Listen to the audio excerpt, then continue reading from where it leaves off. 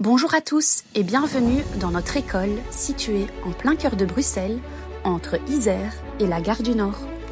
Si nous faisons cette vidéo, c'est pour vous présenter notre école et nos défis, qui sont de récolter des fonds pour investir dans des fournitures scolaires spécifiques, ainsi que dans des outils numériques. Nous sommes une équipe plus ou moins jeune, dynamique et motivée. Notre but est d'offrir à nos élèves les mêmes chances de réussite et de leur offrir un enseignement de qualité, loin des inégalités sociales.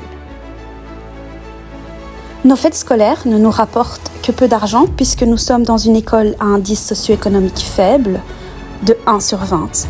Les parents qui ont des enfants en difficulté ne sont pas toujours en mesure de leur offrir des outils spécifiques qui sont plus coûteux. De notre côté, nous utilisons nos budgets de classe pour acheter des fournitures scolaires pour l'ensemble des élèves et les essentiels pour l'année. Le matériel le plus cher est celui adapté pour les enfants en difficulté scolaire, comme les élèves dyspraxiques, hyperactifs, dyslexiques ou encore des primo-arrivants. C'est pour les enfants que nous tous, dévoués et passionnés membres de l'équipe éducative, faisons appel à votre générosité. Votre soutien financier ou vos dons, qu'ils soient modestes ou généreux, permettront à notre école Saint-Roch de continuer à offrir à nos élèves un cadre d'apprentissage stimulant et un environnement chaleureux et inspirant. Merci de contribuer à ce projet ambitieux et porteur d'espoir.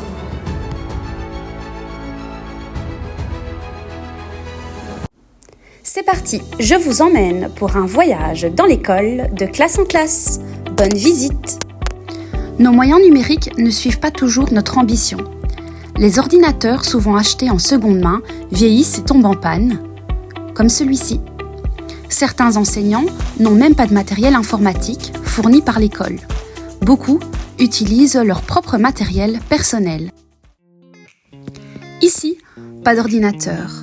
Pourtant, dans une société où les compétences numériques sont indispensables, il est crucial de s'adapter. Le nouveau programme scolaire met l'accent sur l'utilisation du numérique, mais nos ressources limitées rendent cet objectif difficile à atteindre. Prenons l'exemple d'un élève arrivé en 5e primaire cette année, jamais scolarisé auparavant et ne parlant pas le français. Il utilise un Padlet pour découvrir et apprendre en autonomie, tout en restant intégré au groupe. Ce type d'outil est une bouée de sauvetage pour des enfants comme lui, mais il nécessite un équipement que nous n'avons pas.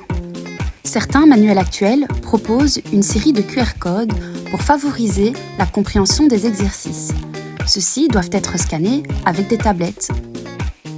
Et actuellement, nous n'en possédons pas. Pour certains élèves avec des difficultés multiples, l'outil numérique est presque indispensable car il permet alors de faciliter le processus pour atteindre des objectifs. Comme ici, où une difficulté graphique peut alors être compensée avec un clavier. Bien sûr, pour aider les élèves en difficulté à avancer à leur rythme, il faut des outils spécifiques et beaucoup de manipulation. Nous faisons preuve de créativité pour surmonter le manque de moyens matériels. Certains professeurs n'hésitent pas à acheter sur des plateformes comme Vinted pour trouver des beaux jeux éducatifs de qualité à de très petits prix. Ces initiatives personnelles permettent d'enrichir les apprentissages des élèves et de dynamiser les activités tout en s'adaptant aux contraintes budgétaires. Cependant, malgré notre motivation et notre engagement sans faille, les défis auxquels nous faisons face sont de plus en plus nombreux. Les écarts, notamment en termes d'outils numériques et pédagogiques, se creusent, mettant en lumière l'urgence de trouver des solutions pour offrir les mêmes chances à tous nos élèves. Dans nos classes, le recyclage prend vie. Des cartons deviennent des séparateurs de bureaux et des morceaux de tuyaux se transforment en chuchoteurs pour lire en toute sérénité sans déranger les autres. Dès la maternelle, les gestes graphiques sont soigneusement travaillés pour préparer les élèves à une écriture fluide. En primaire, des outils adaptés sont introduits pour guider le placement correct des doigts sur le crayon ou le stylo. Ces dispositifs aident à développer une bonne préhension, à réduire progressivement la crispation des doigts et à éviter qu'ils ne bougent. De nombreux outils similaires sont essentiels pour accompagner les élèves en difficulté d'apprentissage, comme ces coussins dinaires qui offre une solution discrète pour canaliser les besoins de mouvement des enfants hyperactifs, tout en restant assis. Les professeurs d'éducation physique sont également très investis dans nos projets. Regardez, notre collègue a construit une vingtaine de steps pour enrichir les activités physiques. Nous avons aussi une belle collaboration avec la bibliothèque Charles Sons où nous empruntons les livres. Ici encore du matériel pour différencier en lecture.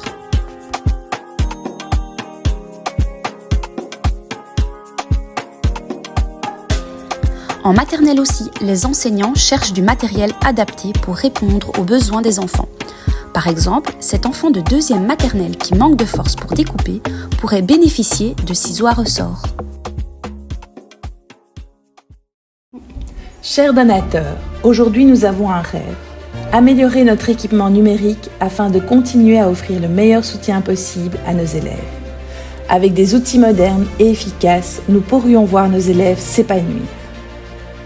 Nous pourrions aussi renforcer notre capacité à enseigner, soutenir chaque élève, favoriser l'égalité des chances, inspirer et motiver, accompagner chaque parcours, créer un avenir équitable. Nous espérons de tout cœur que vous pourrez nous aider à réaliser ce souhait. Ensemble, nous pouvons créer un environnement d'apprentissage dynamique et inclusif, où chaque élève aura la chance de se développer pleinement. Merci infiniment pour votre soutien.